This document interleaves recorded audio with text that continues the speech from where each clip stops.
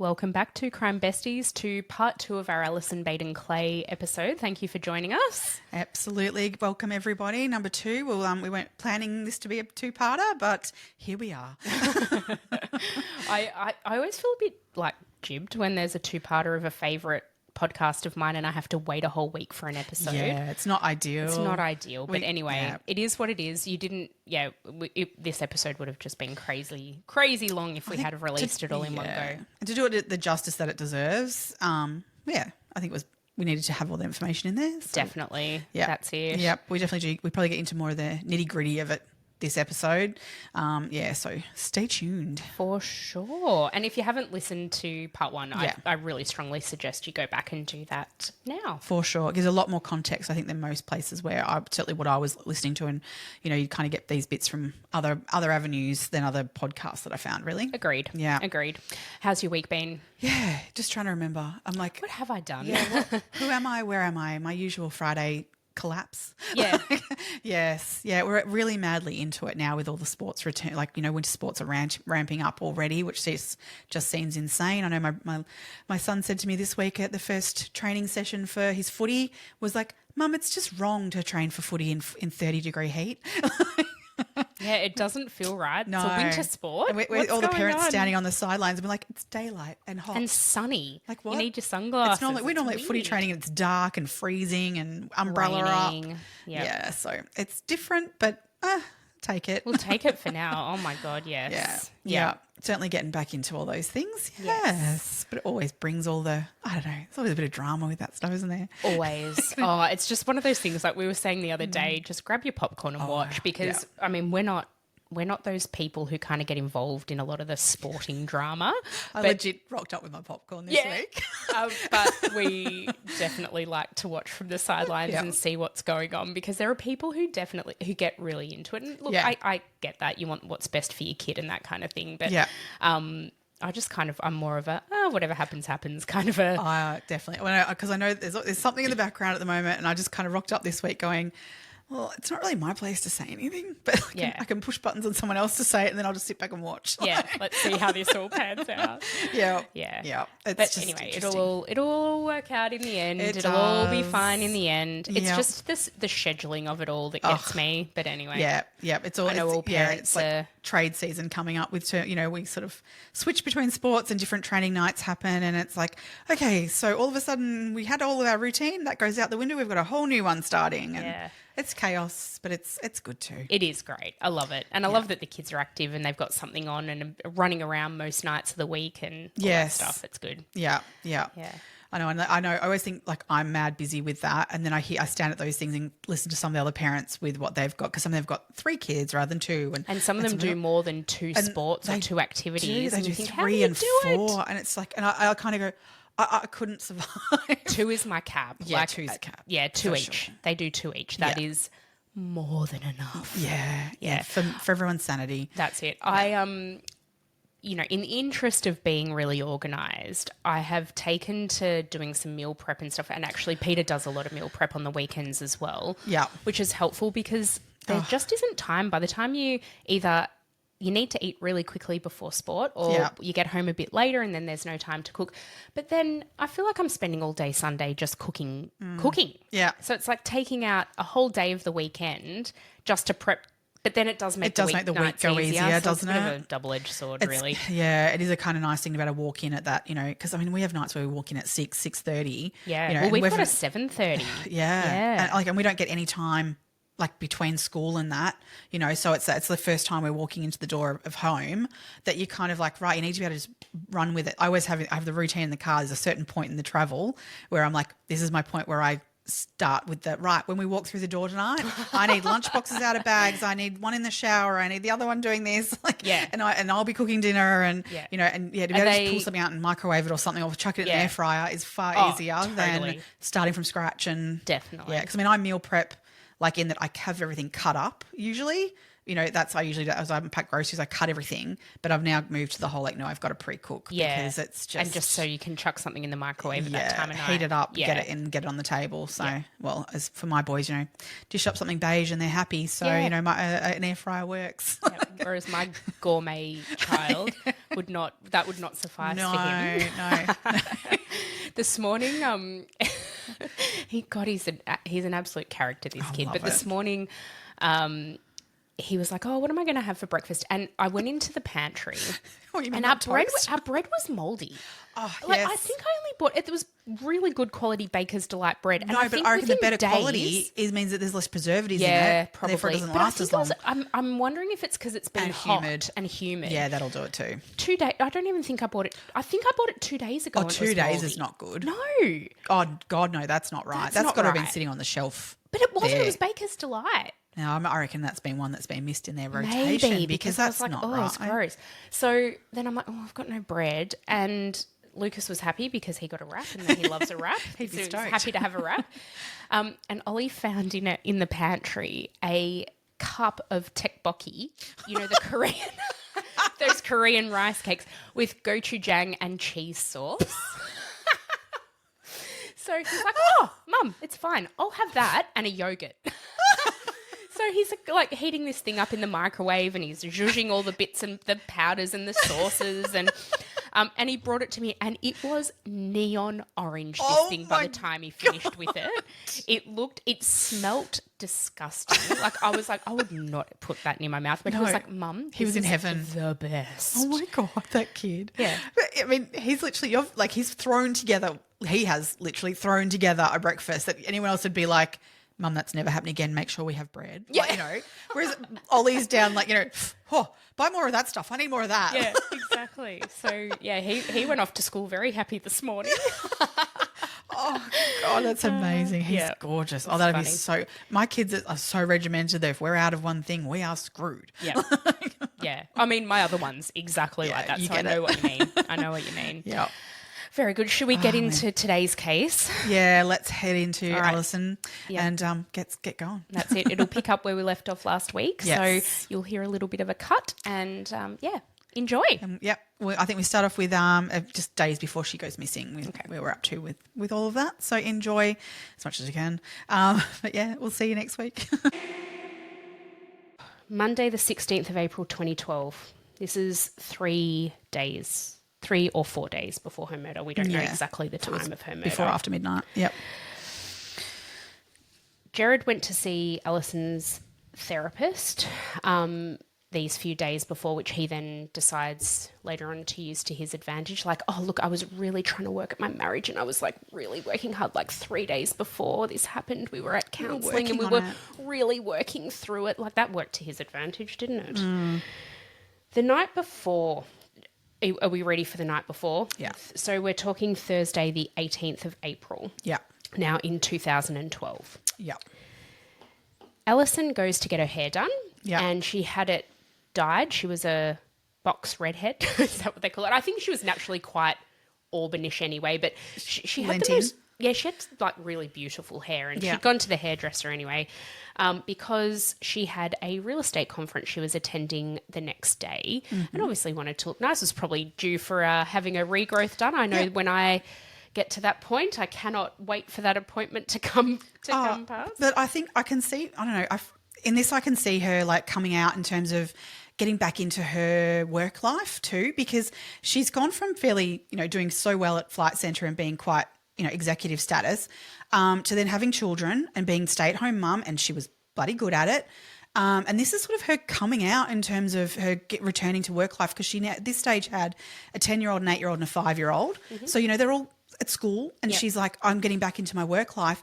To be like feel like you're going back into that kind of mode of getting dressed up to go to like a work function and present yourself. I could just see her being excited about that and that other part of herself being able to be utilised. You're no longer just mum. Now you're both. Like, it's, it just makes me sad. It makes me sad too. Yeah. It's really sad. That night, so the conference that was to be on the 19th was going to be not only attended by Allison. 20th. Sorry. 19th? The next day, the Friday the 19th? No, the conference was on the 20th. Oh, was it? Yeah. Oh, okay. I thought she had her hair done on the 18th. She might have, but the conference was definitely it was definitely the 20th. Okay. So she... Oh, that doesn't... Anyway, that's fine. she basically, you know, she knows she's going to attend this conference, and somehow how did Tony McHugh find out that Allison was attending the conference? Did Gerard tell her? Gerard told her. Yeah. He just conveniently didn't tell her until the day before. But Allison knew Tony was going to be there.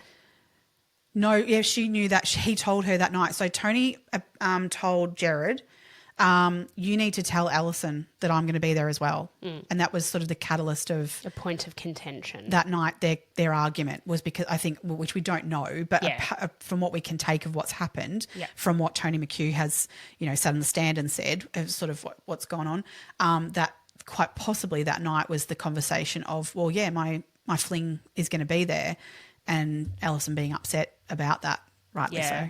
Yeah. Yeah.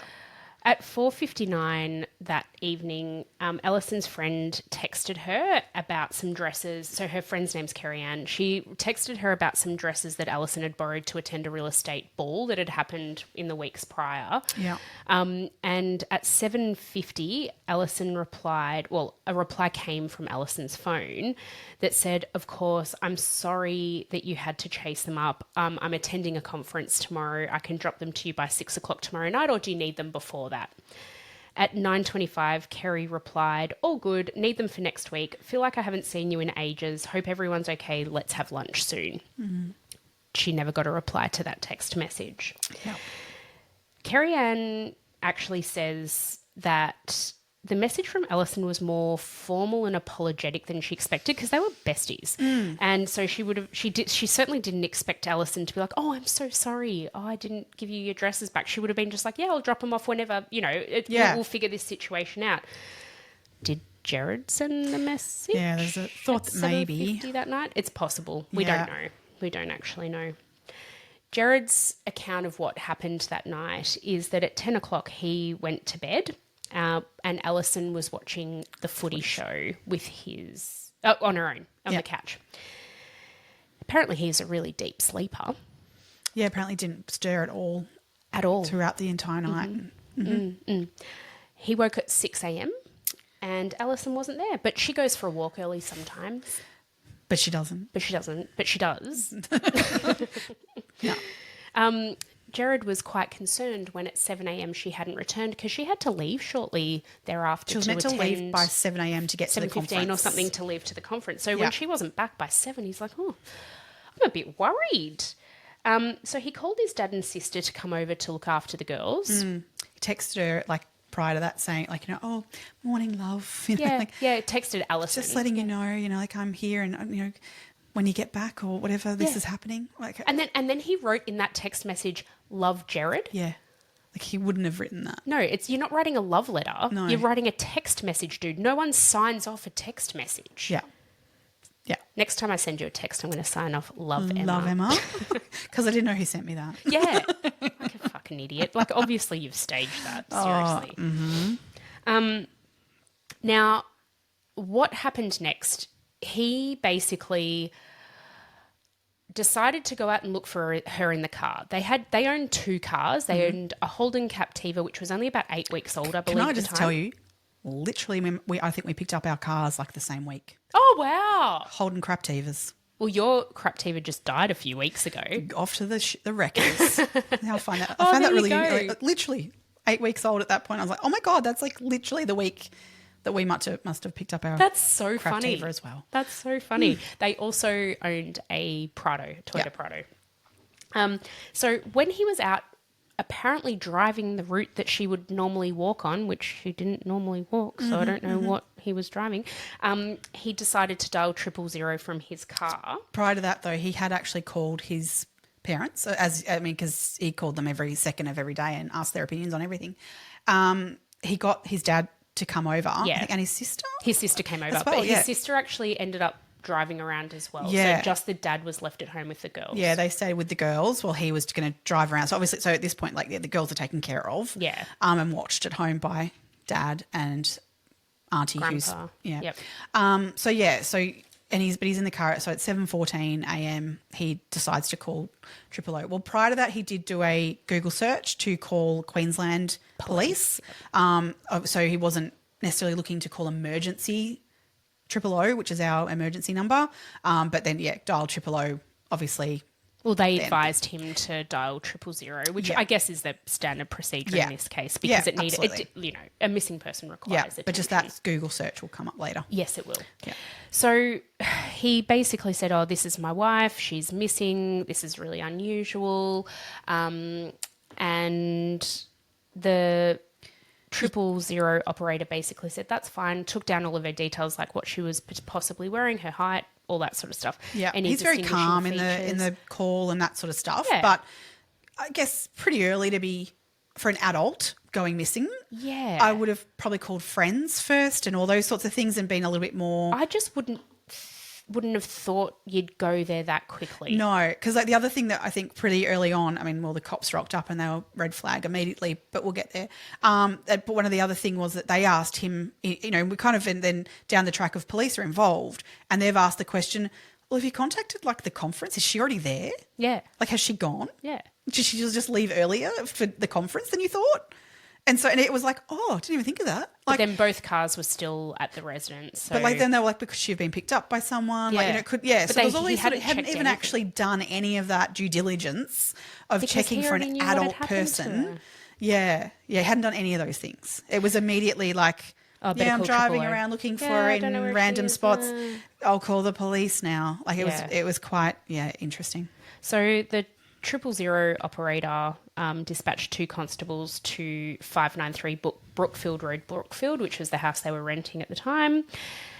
These 2 constables, hats off to them.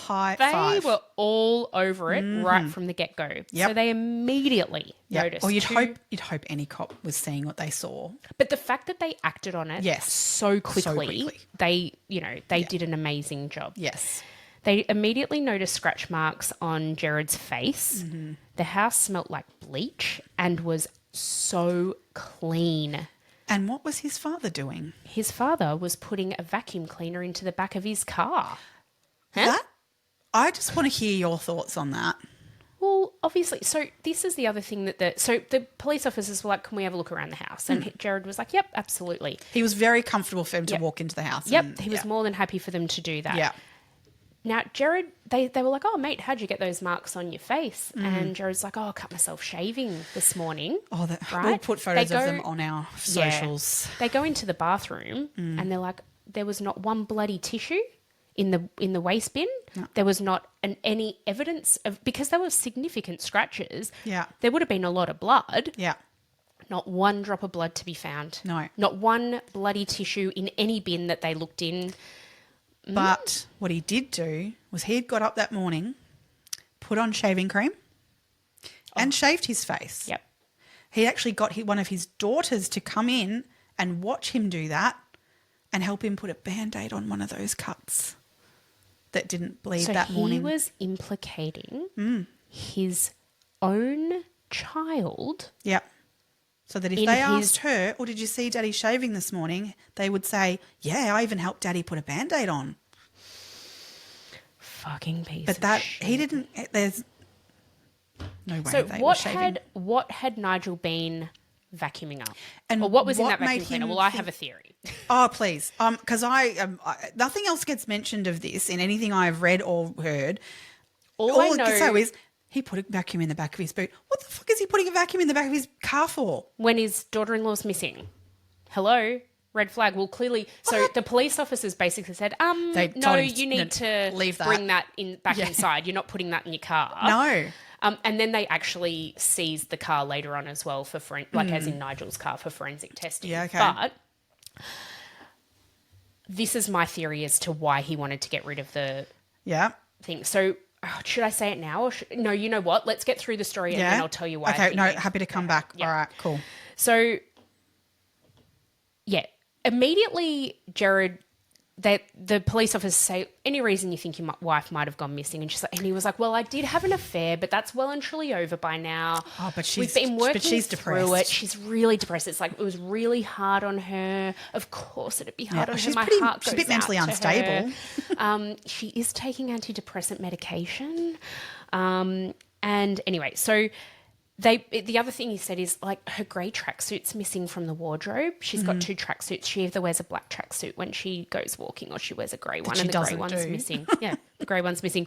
And her shoes aren't where they normally are. Okay, cool. The constables immediately called in their superiors. Yeah. As soon as they saw those marks on his face, they were like, this is sus red as flag. fuck. Yeah. Now, when Gerard contacted 000, he hadn't even contacted her parents at that point. Right. So they actually didn't arrive at the house until 11 o'clock, and they state that they went to the house as soon as they found out something was wrong. So they didn't know. I don't actually know whether Gerard informed them or whether the police informed them that Allison was missing. I don't know. Gerard, apparently when they walked in and Jeff, Allison's dad, said this made his skin prickle, but when he walked in front of the police officers, he said to them, "Hi, Mum and Dad." Oh. Allison's parents. Oh. No, Gross. that's a bit weird. Very weird. And by the sounds of things, to Jeff, if he's got a bit of a prickle from that, that's not normally how he would speak to them. Well, apparently sometimes he would, but it was always in front of other people. Oh, it was really performative. When it was, yeah. Ugh, yuck. Now, at this point, Gerard pulled aside. So Gerard's sister was there, Olivia. Nigel was there, and then Allison's 2 parents were there. He pulled them all aside and said to them, "I've contacted a lawyer." Now, Allison's been missing, 4 hours by this point, 5 hours max, if you think from 6 a.m. till 11 a.m. Yep. "I've contacted a lawyer and I have been advised not to make a formal statement." And Jeff was like, why? Why have you contacted a lawyer? Yeah. Like, we don't even know what's going on yet. I think his response to that was literally something along the lines of, well, because they quite often look at the husband at these times. The police asked whether Gerard would let them photograph his scratches, so they did so at the house at that point. Yeah. But it wasn't a forensic photo, so they literally just took a photo of his face. There was no rulers, nothing like that involved. So that comes a bit later. Yeah, that comes later. The police were just trying to suss out exactly movements and what had gone on that morning. And Gerard was adamant, I would never leave my kids, so I got my dad to come over before I went looking for her. Yeah, okay. Yeah. He refused to speak to the media. The police asked for a plea to the public, with media, and he refused to do that, which meant that her parents then stood there and did that. And if you watch that, it's heartbreaking. They are desperate for any information about where she is.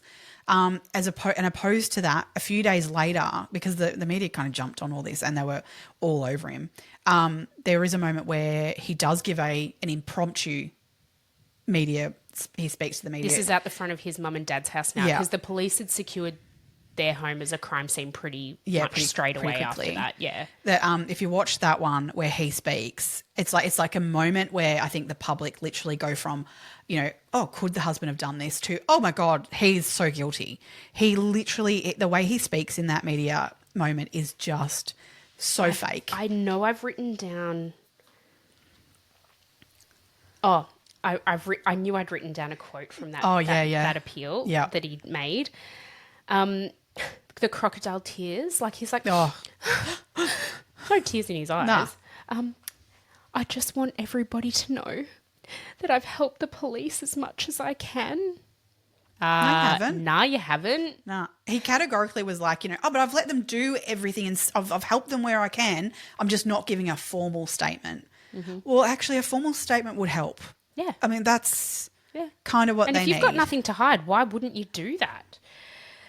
So just really quickly as well, when the police secured the house as a crime scene, they also secured the cars that were on the property, and they noticed that in the boot of the Captiva, so apparently there was like a carport type situation. Yes. And the Captiva was reversed into the carport, and then the Prado was kind of like in front of the Captiva, like just a bit off to the side of it. Yeah. It's a bit awkward to get to the Captiva a little bit. Yeah. But also, the Captiva was backed in. Doable.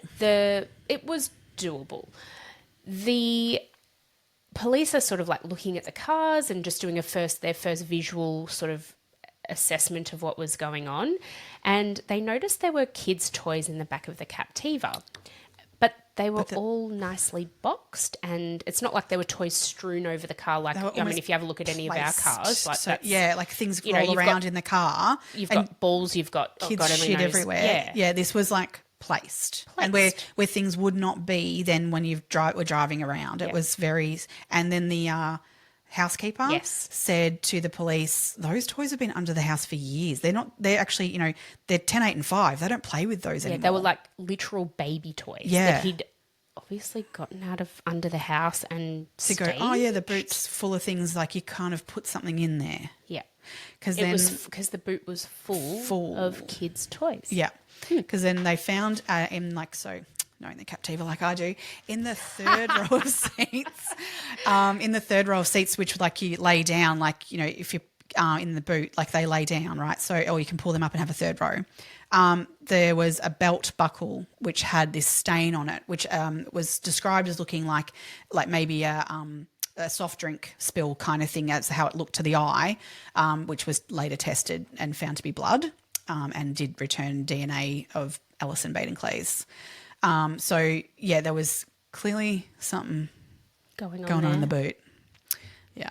I mean, explain to me how Allison's blood. Well, as I said, it was an 8-week-old car. Like this is not in something the boot like, too. Like, I mean, I've got 3 rows in my car. I've literally never been in the back row. I wouldn't have ever been in there. No, same. I know what you mean. Like you just don't. It's the kids. That's where the kids go. Like the kids go back there. There's barely any air back there. No, I'm not going back there. There's no freaking air back there.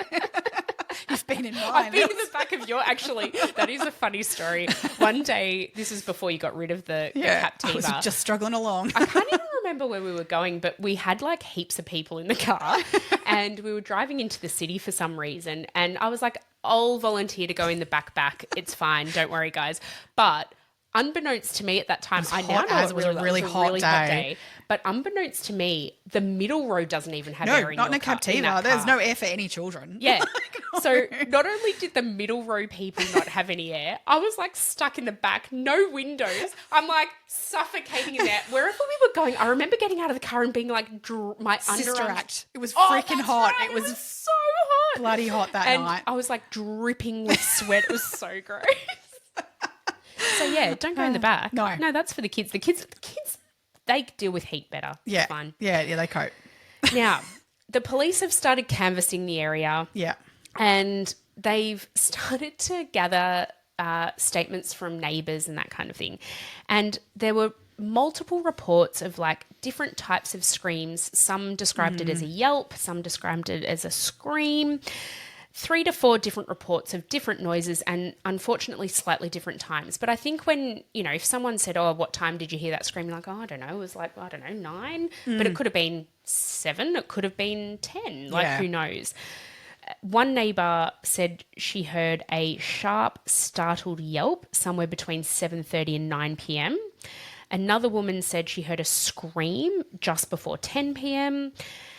So there's lots of things going on. But what the police actually found was a neighbour, I think it was diagonally across the road from Allison's house.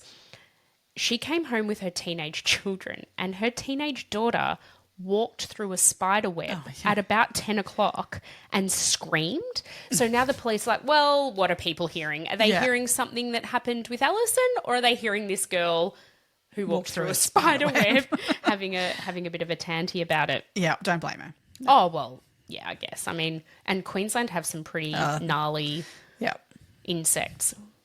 Yeah. So, okay, fine. Okay.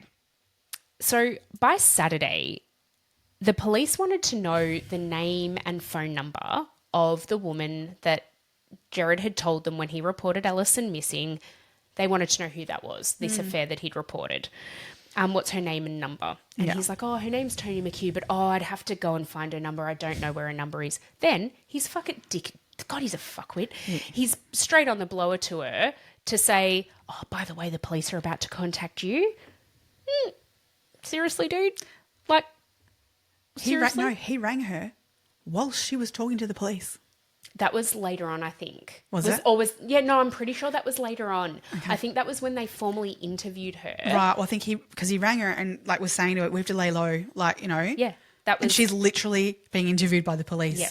That was when when she was being interviewed. What a dickhead. They asked him around this same time. I think it was in that same phone call where they were asking for Tony's number. They asked him to come into the station for some forensic photos, and he decided to do that. So I don't really get, you're cooperating with having photos of these scratches taken, but you're not willing to give a formal statement. So I don't know what that was. Well, I think he had to. Like, I mean, if he said no, I think that was more pretty incriminating than anything. Yeah. Because so he had the scratches on his face. He also had some on his chest, which I'm sorry, I find this hilarious. Same. That these ones on his chest were really interesting.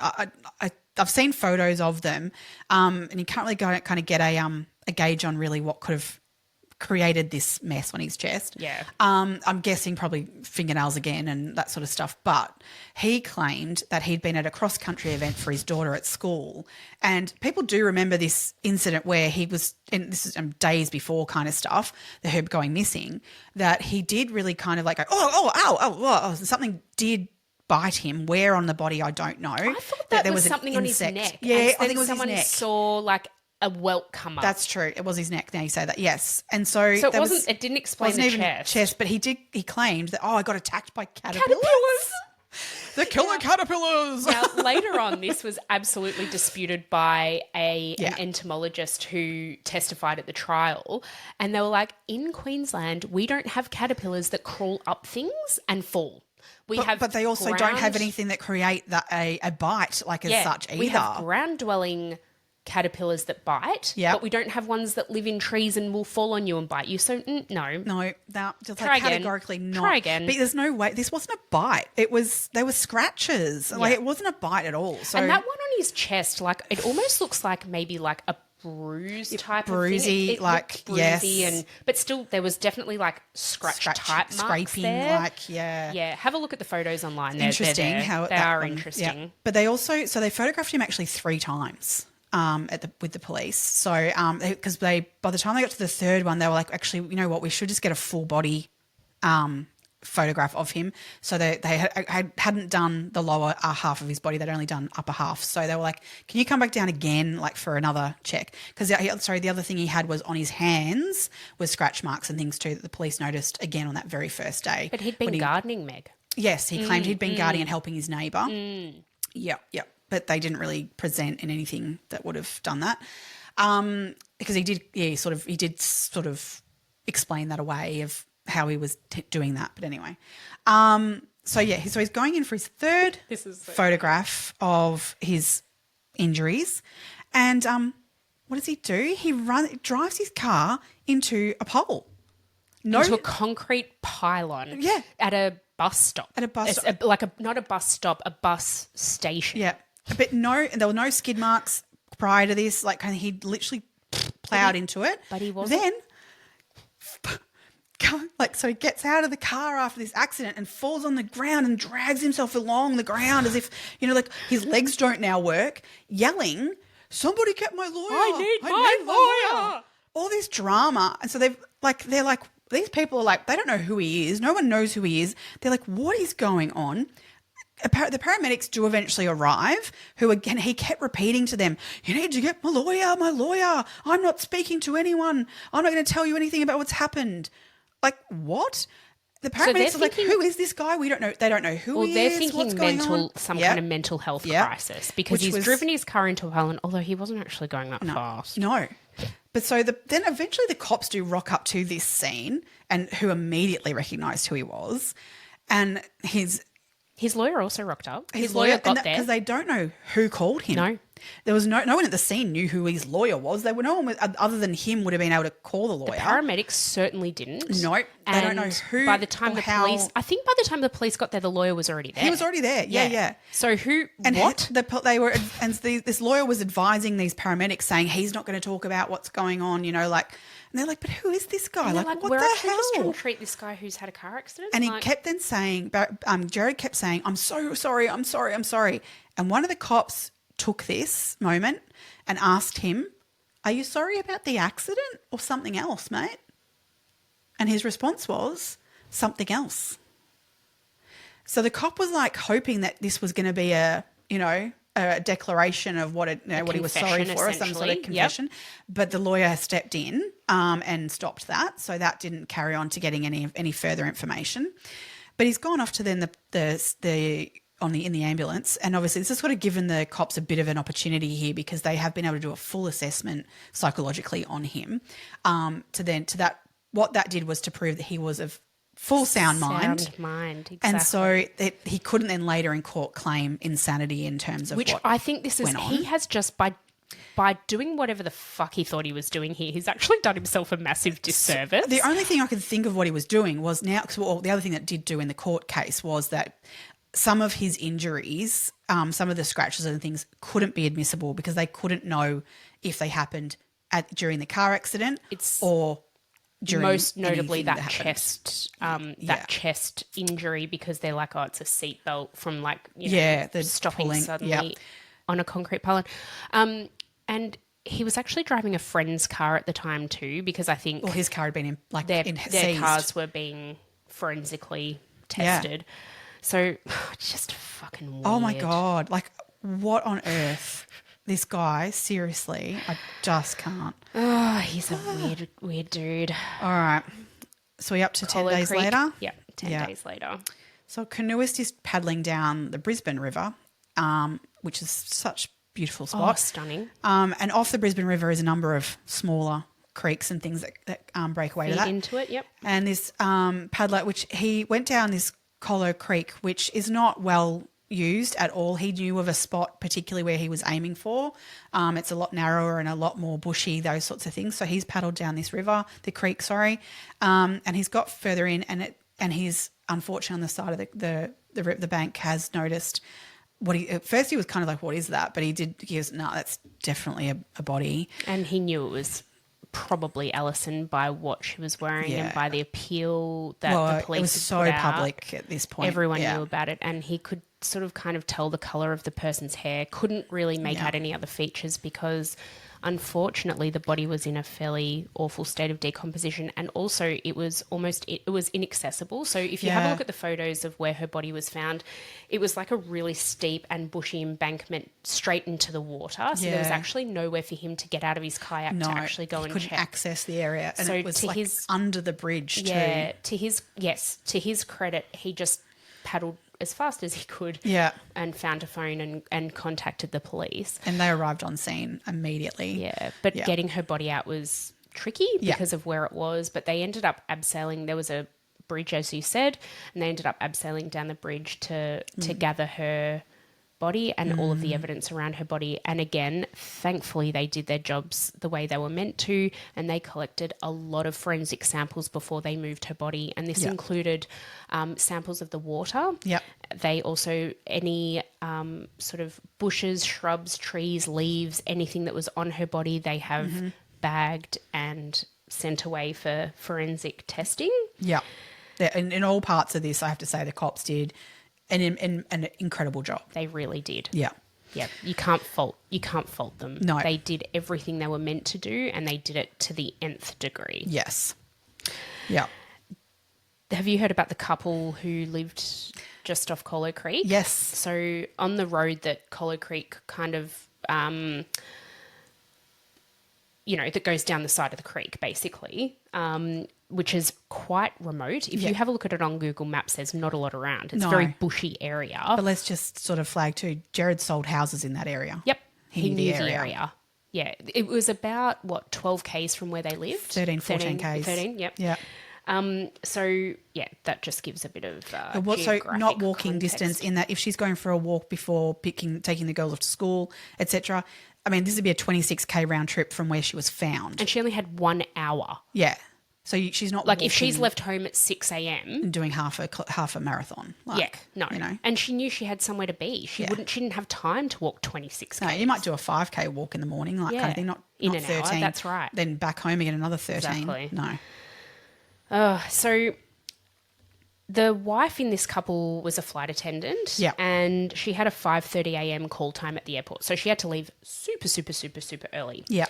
During the night, they were awoken by their dog at about 12:30 in the morning. The dog was howling. Apparently this is quite unusual, although it had happened a couple of times before, and it was like an animal had come onto their property.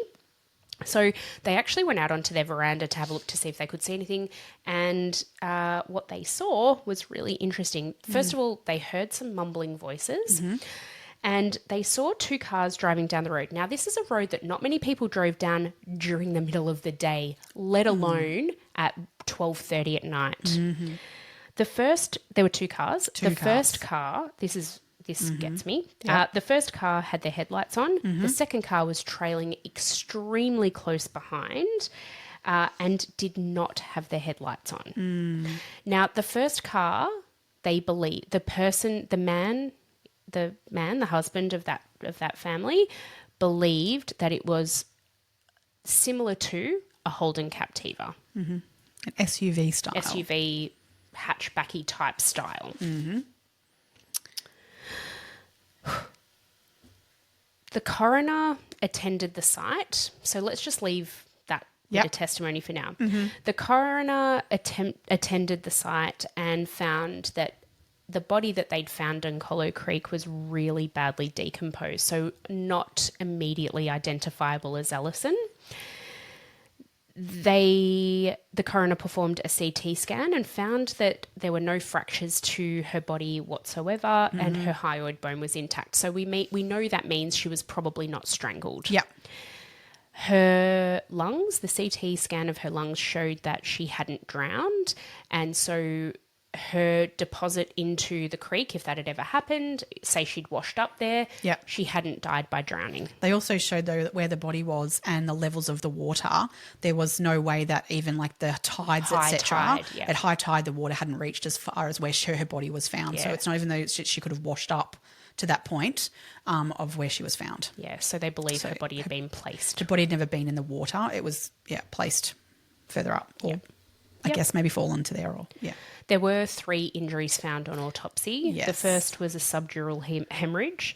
The second was a chipped tooth, and they don't know exactly when that happened. Occurred. Yep. But certainly the hemorrhage was severe enough that it could have caused her death, or was likely to have caused her death. They also found a bruise on her left inner chest wall, which... It wasn't. It was mild. It wasn't is what bad. they called. They sort of spoke it as being not as extensive as the head injury. Yeah, due to the level of decomposition of her body, they weren't able to get a blood sample from sort of any venous blood at all. So they were able to get a sample from her liver for toxicology analysis, and the analysis did show Zoloft in her system. Her cause of death was ruled by the coroner as inconclusive. So there wasn't any real smoking gun. No, they couldn't pinpoint the cause of death, but did rule it suspicious. Yes.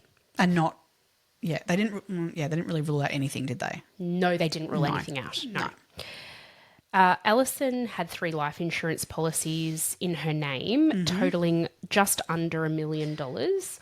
They were taken out well and truly in advance of her death. So I'm not suggesting that that these were taken out, weeks before she died. One was taken out in 2000 and 2 were taken out in 2008, and she died in 2012. The suspicious part of this was, though, a week before her death, Gerard contacted one of the insurers and asked for details regarding the policy, specifically, payout of the policy.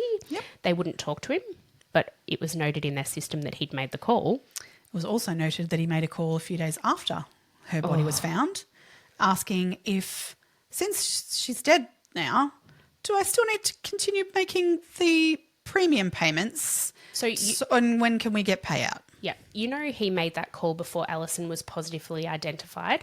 So, I didn't hear. I just knew it was after, but I wasn't sure how far after. No, but it was literally the day after they found her body, and the coroner still hadn't made a positive. I mean, obviously, assuming it was her, but it was not. Yeah, absolutely. Everything sort of pointed to the fact that it was probably her, but they had not definitively identified that. I mean, there was still a chance, low at that, but that randomly you find out, oh gosh, no, this is some poor other person. Like, Fucking asshole. What a dick.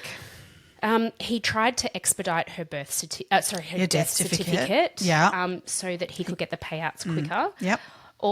Thankfully, all of the policies were actually paid because there was an active investigation involving her death. The insurance companies, this happens regardless of what's going on, the insurance companies will pay out that death benefit, but they will only pay it into a trust. Yep. They will not pay it to the beneficiaries until the open case is closed. Absolutely. Basically, which is great SOP. Yep. So, suck on shit, Gerard. You can't get the money that you were so desperately wanting for. And why? Yep. Well, were you in roughly $1 million worth of debt at this time? That's crazy. No. Yeah. On May 11th, they held her funeral. Can I just go back? I'm sorry. No. This is the other bit that just really got to me and it really stood out to me as just being horrific. So when Allison went missing, they actually set up like a command post at Brookfield Showgrounds. And so that's where, Gerard was going and, he was actually not actively participating in the search for her at all. He didn't actively participate in any of the searches, which just blows my mind. Oh, but he had to be there for his kids, even though his kids were being looked after by his mum and dad, and he was at the command post because he wanted to know information, but he didn't actually want to help. But the day that Allison's body was found, which was on the 30th of April in 2012, Allison's mum phoned Gerard and said, I just need to see the girls. Like, obviously she was devastated. Oh, God. And the likelihood was that the body that they'd found was Allison. Yeah. So this is... as a mother, I cannot even imagine that. No. Oh, God. Cannot even imagine that. And I'm so sorry that her family had to go through that. And he said, no, you can't see them. Sorry, what the fuck? Why? And then when it came time to... so obviously then Allison's death, Allison's identity was confirmed and the coroner had released her body and it was time to plan for the funeral. Gerard refused to meet at the house with Allison's mum and dad, and so he offered, in his totally generous spirit, to meet with Allison's dad at a park. But only Allison's dad. What? Yeah. That's the weirdest thing ever. Yeah, it's so fucking weird. You would all be wanting to be together Wait for it. He brought a digital recorder to the conversation and recorded it. Cock. He had demands. Yeah. So his demands were... Oh, sorry. Yeah, no, it's fine. No, don't totally go for it. His demands were... Yeah. There must be a scout emblem on the front cover of the funeral booklet. What the... Now, they had Allison by this stage. She had zero involvement with the Scouts. No, and he was unsuccessful in what he did with the Scouts. Yeah. Oh, but Baden. He wanted to make and he called it a speech at her funeral, and he wanted to be the last person to speak. Yeah. Was there another demand? I feel like there were more than that. Oh, something to do with the girl. Well, his threat was that if he didn't have all these things met, that he wouldn't let the girls attend the funeral. What the fuck? How do you use your children because he's in that moment? Absolute cock. He's an absolute cock. 600 people attended the funeral, and the police were, hoping that they would be able to catch him out. So they actually put a recording device in the flowers that were on top of Allison's coffin. That he would arrive early enough that he would have like some time just with her, like as you would as a grieving husband in a normal scenario.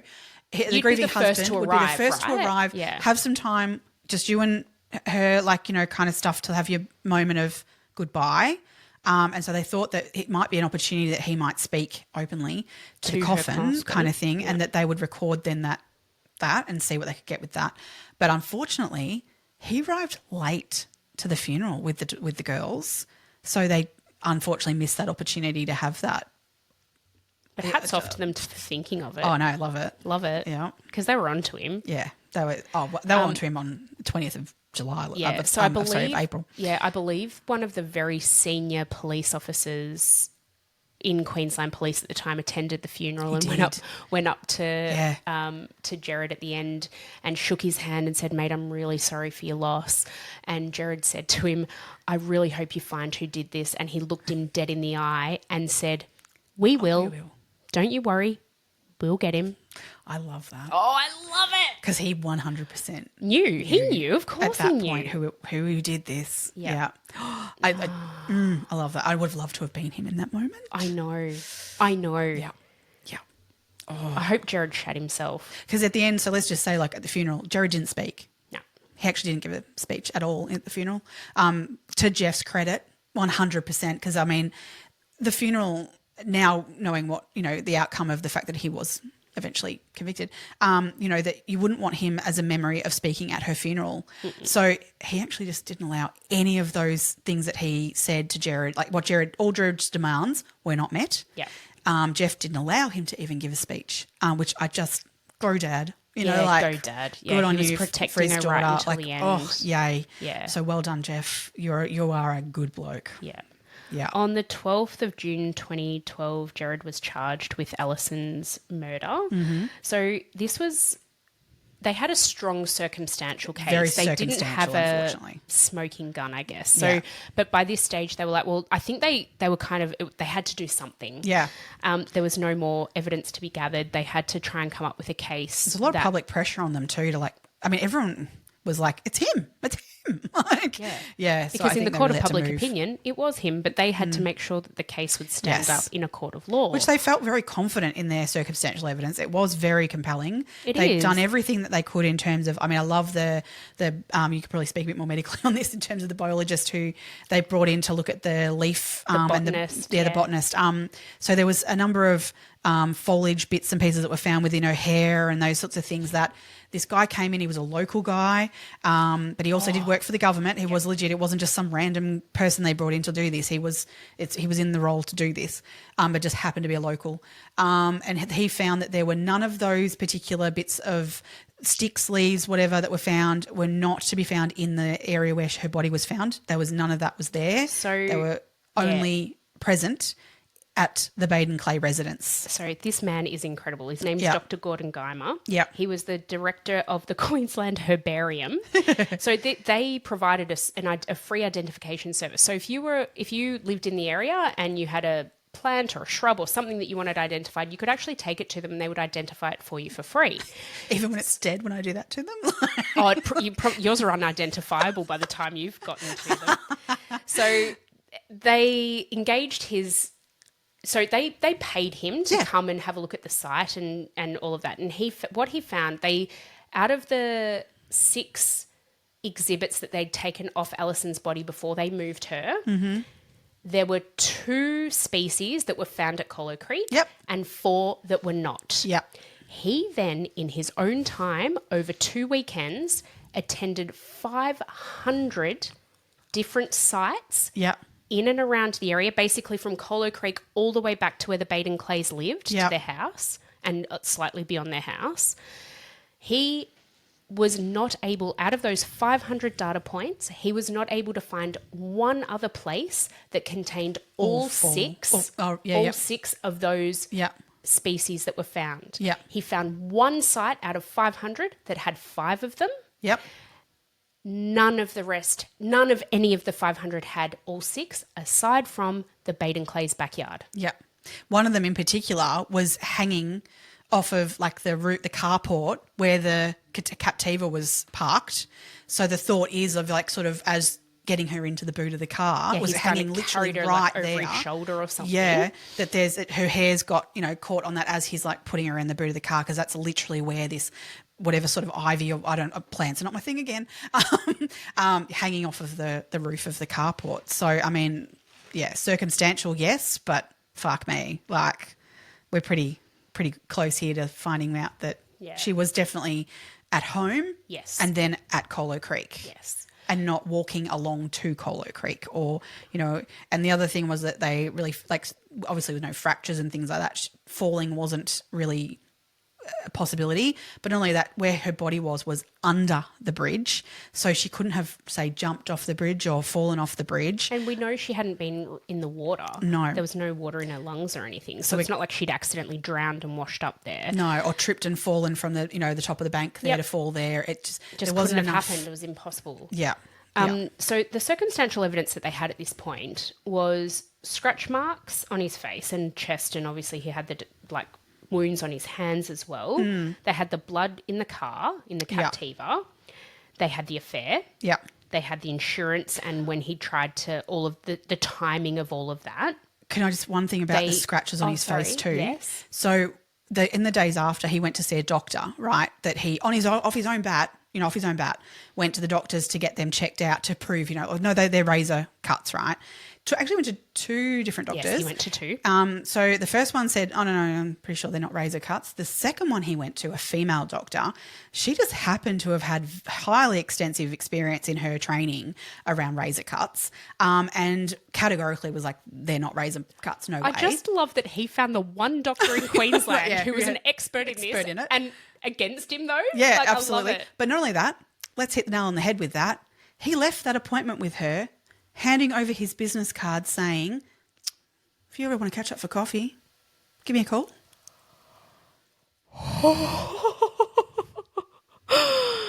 He hit on her. He was there his wife to just disprove missing. the fact that he had any involvement in his wife's disappearance. Yeah. But if he could get some, he'd try it. Oh, because there's another moment where another agent, not Tony McHugh, another agent altogether, where he had hit on her, and her response, she rejected him. She said, "Oh no, I'm not interested."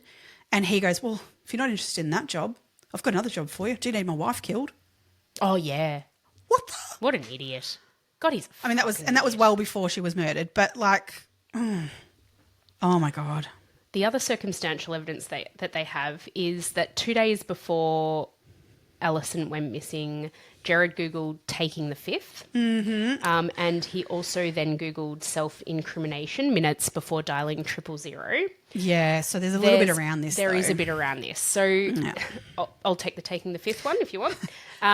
So apparently the night that he Googled taking the fifth, which was a couple of days before Allison went missing, he and his mummy and daddy were watching The Good Wife, an episode of The Good Wife that was airing on TV that night. Mm-hmm. And the police have actually gone back and his defense team went back and found that during The Good Wife, taking the fifth was actually mentioned 3 times. And so their explanation for that was that he was just Googling to see what that actually meant after watching The Good Wife. Now, I can actually come at that because taking the fifth isn't something that we have in Australia. It's not an Australian. I know from watching American TV shows, taking the fifth means you don't speak when you're asked a question to incriminate yourself. Yeah, you're not going to to stop you from self-incriminating. He might not have known that because he was a dipshit.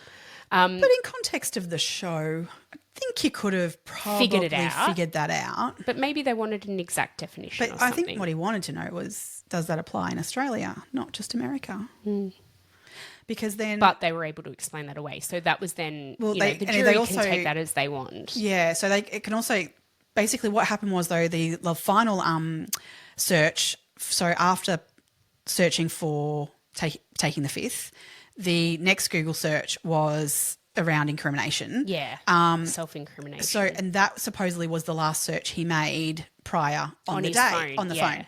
Now, what they've actually proved, though, is that they all happened at the same time, because when he opened up his phone to search for the Brisbane police number, the phone, your phone will still do it to this day. It's not even just a 2012 thing of your browser reopens, and so it researches, it opens up that website again. That page, so it looks as though you've searched for it at that time, when actually, in actual fact, the search was done a few days prior. Okay, so I still think that he was kind of like, oh, this is interesting. What if that would apply to me? Yeah. And I don't think that it's not completely innocent. No, I don't think it's innocent. But there is a legitimate explanation. Yeah, I don't think he's done it on the enough. day of actually, the morning of him doing this. Agreed. I don't think he's done that and kind of then gone, oh, now I'll ring the police. Yeah, agreed. I think he's done that the days prior with all this going through his mind. I still think that it incriminates him to intent. Yeah. Although, okay, let's just say we scrap the taking the fifth, we scrap the self-incrimination. Did you know, I didn't know this until looking into this, but did you know that your iPhone records when you plug your charger in? Yes. So he actually plugged his charger in for his iPhone at 1:46 a.m. The morning. But he was asleep. He was in a deep sleep from 10 p.m. till 6 a.m. Never woke, never stirred. But his phone was plugged in at 1:46 a.m.? His defence team said that Allison had plugged that in. Don't know if you can do that from Colo Creek. No, it's a bit far. Sorry. Also, you have to... No, I'm never going to say that. So the other thing is that when they did the forensic search of his phone, the police said there was a FaceTime phone call from his phone to his dad's phone at 12:30 a.m. Oh, I didn't hear about This actually was then found to not be true because his dad's phone was unable to receive a FaceTime phone call because he had a much older iPhone. Yeah. So they think that didn't happen. But then his dad, what explains the two cars? I reckon maybe not a FaceTime call happened. Maybe another, like a normal phone call happened because... And you could see that something had tried to be deleted at that time too. They know he tried to delete something, but they didn't know what he'd tried to delete. I reckon he tried to delete the phone call to call his dad and be like, fuck, I fucking murdered Allison. What do I do? And then his dad comes. They take Allison in the Captiva to Colo Creek. Then they bring the Captiva back, but the dad's followed in his car for some reason. I don't really understand what were they planning on leaving the Captiva there? I don't really know. Maybe that was part of the thought process and they were like, oh no, maybe she walked to here, and maybe I don't think there's been a whole discussion about it of how we're going to stage this now. Like obviously that woman, the flight attendant, and her husband saw two cars. They both saw the two cars. And I don't know how much credibility there is in this because I haven't read the book, and I believe it's in the book, that there's mention of her saying, I know who the man was. I can identify him. Yeah, so that is true. I've gotten to that point. Yeah. So she says that I know who I saw. Yeah. But they haven't actually released that in the book because they're worried about being liable for that. So, take with that what you will. There's not really any further information to that in the book, so you're not actually going to get much further there. Yeah. Right. So he's been arrested. Yeah. He's been denied bail at his initial bail clearing. Thank the justice system for that. Absolutely. He was found guilty of murder on the 15th of July 2014. It was obviously the trial went for 6 weeks? 4 weeks. Just over 4 weeks. Okay, right. Yeah. Jury took a little while to come to their conclusion, but not. I think it was 5 days. Yeah. 4 or 5 days. Yeah. However, these charges were downgraded due to an appeal by his defence on the 8th of December to manslaughter. Now, the claim was that manslaughter wasn't sort of considered and wasn't able to be considered by the jury. Now, I'm kind of disgusted by this whole application to the court. To the appellate court? Yeah, and how they came to this conclusion that it was a downgrade to manslaughter. They basically said that it was intractably neutral on his issue of intent to kill. Now, so within the trial, they were basically saying that there was nothing that proved his intent. He had intent to kill, and that and even his actions after the murder were neutral to his intent. So I have a real issue with this, and I really feel like that there needs to be legal action in terms of a redefining of what intent is and how it can be presented. Because plain and simply, if he had, because the definition between the difference of manslaughter and murder is this intention that you had to kill or to grievous bodily harm. So he clearly, whether he intended to kill her that night he intended to cover it up. Oh, and get away with it. I think there was intent to kill anyway. So do I. That to me equals intention. Absolutely. Have a think about the phone call he made to the insurance company a week before she died. There was thoughts going, whether or not in that... And even the comment to the real estate person, oh, well, you know, why don't you... Or I could give you the job of killing my wife. The thought of killing his wife had been on his mind enough. On that night, whether he walked into that house that night going, yeah, tonight's the night I'm going to murder her, or whether or not an argument ensued and then in that's happened, that's still intent. I think the fact that Tony had found out that Allison was attending the conference, Tony wasn't happy that because Tony had only just found out that Allison was attending the same conference as her that day, and she'd said to Gerard, you need to let her know, like, I'm not happy about this. This is fucked, basically. Yeah. And like that to me as well is a potential motive. I actually don't think that he cared too much for Tony McHugh. Like, as in, like, I actually don't think, and I don't think he killed her. I don't think he killed Allison to be with Tony. Oh, no, I agree. Right? I fully agree with that. So I think it was obviously a catalyst in terms of their argument, all those sorts of things. That's what I think. I completely agree with that. Yep. So what they also said at this appeal was that there was not enough evidence of a relative motive. Now, you don't have to prove motive for murder. However, coming back to what motive in this scenario is, we talked about the financial gain of like $1 million that he would get out of her insurance. And he cared about money. He did absolutely care about money. But I also think, plain and simply, his ego was being hit. Now, he had a failing business that his partners, etc., who had said to him he needs to bring in other people to fix this.